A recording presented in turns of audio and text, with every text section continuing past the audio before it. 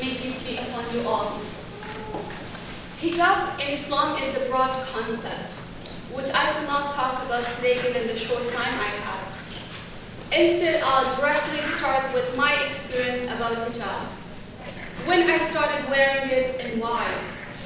What has been its impact on me as a Muslim woman living in pro-hijab and anti-hijab countries, and whether I'll continue practicing it. Before I do so, I'll briefly talk about myself. I'm from Afghanistan, sought refuge in Pakistan when I was 5, and lived there for 18 years.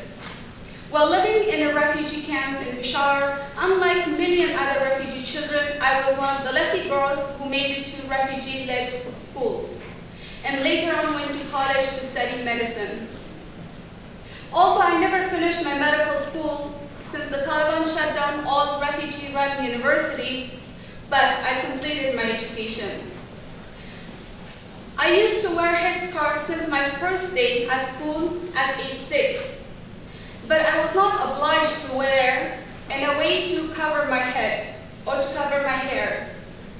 Until grade 7, when one day one of my female teachers stopped me in our school playground and scolded me so harshly until I passed out and fell on the bushes nearby.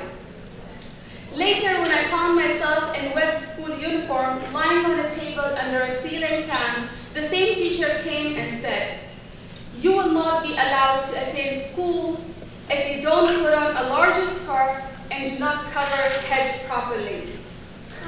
I was terrified, so instead of telling my parents what had happened to me, I asked my father to buy me a larger headscarf, and he did so the next day. I started wearing the headscarf, not even understanding why, until I came across some books about women's rights in Islam. Finally, when I was in grade 9,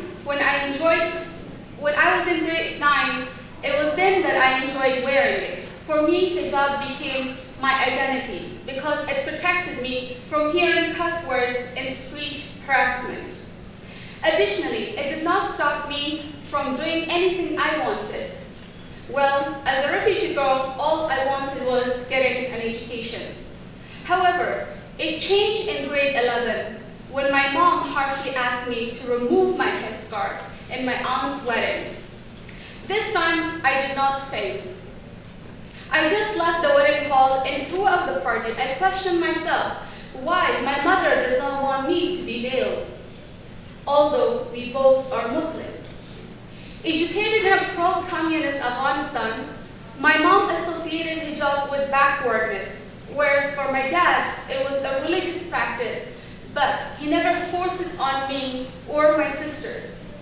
Knowing my dad is supportive of my hijab, I went against my mom's wish. I'm glad I did so. But no hard feelings to the moms here. I respect and I love all moms. Just because of all the small fabric around my head, upon repatriation from Pakistan in 2002, I was able to visit remote parts of Afghanistan and open schools where girls could also study. I was able to convince village leaders to let the abandoned mosques be used for schools, for girls' schools. My hijab made it possible for me to stop numerous child and forced marriages in the most illiterate and male-dominated communities. My hijab made it possible to run campaigns on elimination of violence against women. My hijab made it possible to raise political awareness of women and encourage them to participate in politics. My hijab made it possible for me to give fathers and brothers committed to invest in their daughters' primary as well as secondary education. My hijab led to education of 1,000 girls who otherwise could have been victims of forced marriages and various forms of other violence. Today, they are teachers, lawyers, managers at national and international organizations. Most importantly, they are role models for the rest of Afghan girls and women. If hijab was harmful in any way, I'm sure I would not have been confident and empowered enough to change negative mentalities about women's hijab meant oppression, it would not have been possible for me to get my education 1,000 miles away in the United States when I was married for only 4 months. Leaving a groom for 4 years behind in Afghanistan was not an easy thing. Certainly, it is impossible for me to be called oppressed hijabi woman. In the past, especially in the east part of the world, particularly if a woman is from Afghanistan. Now, let me briefly explain what hijab took away from me. It has been a double-edged sword. Yes, it is indeed. My hijab helped me educate women, which is my honor, but it also resulted in my personality being questioned by the Taliban. A woman who has been educated in the West, but still practices hijab and educates women in rural areas seemed mysterious to the Taliban. In the eyes of the Taliban, my life and education in the West should have made me look Western. The fact that I kept my Islamic identity by wearing Islamic hijab, they labeled me as a Western spy, actually more than a spy.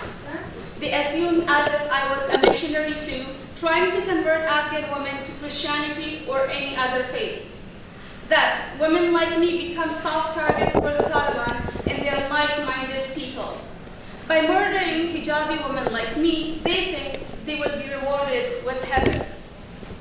As a result, many women like myself end up leaving our countries and loved ones for good, not necessarily to save our lives, but also the lives of our family members and the people we work with. To be deprived of living in our country is not enough. Women like me have to pay a lifetime price just because of a piece of cloth, which brings no harm to any creature on earth, let alone a human being. In many Western countries, I'm labeled terrorist. I'm called names in the streets. I'm told go back to your country. I'm unwanted by terrorists and extremists in my country where only 40% of the people are educated or semi-educated. Sadly, I'm unwelcome in the most educated countries of the world too. They are countries populated with highly educated Democrats, freedom-loving and respectful citizens. In sum, I will preserve my hijab because it has let me do more good than harm. My hijab has transformed lives and given hopes to people for a better life and a better world. Thus, I urge everyone to celebrate the numerous things we all human beings have in common, and let not the very small differences divide us and spread hatred. Islamophobia, in or harassing hijabi women in streets, let the devil win over humanity. Therefore, let's fight hatred so that love, respect, integrity, freedom, and democracy win. Thank you, and God bless you all.